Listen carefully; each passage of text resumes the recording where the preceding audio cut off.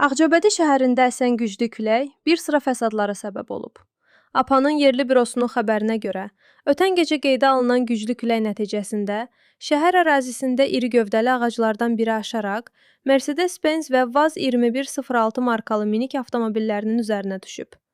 Hadisə nəticəsində hər iki nəqliyyat vasitəsinə ciddi ziyan dəyib. Xəsarət alanların olmadığı bildirilir.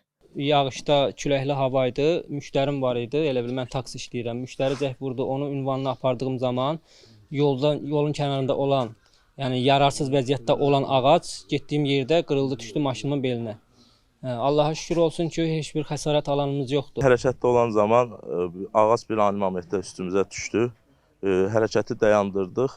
Birinci özümüzə baxdıq ki, özümüzə heç nə olmayıb. Sonra maşına baxdıq ki, zərər görüb. Bundan başqa şəhərin digər hissəsində aşan ağac qaz və elektrik xətlərini qırıb.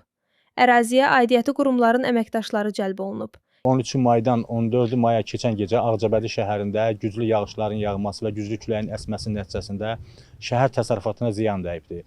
Və bu ziyanlar əsasən Eldəniz Sadıqov küçəsində, Qarabağ küçəsində, Üzeyir Hacıbəyli prospektində və Nərmanov prospektlərində baş veribdir. Yaranmış nasazlıqların aradan qaldırılması istiqamətində iş aparılır. Elgün Gəncimsoy, Fəxri Məmmədov, APA TV, Ağcabədi.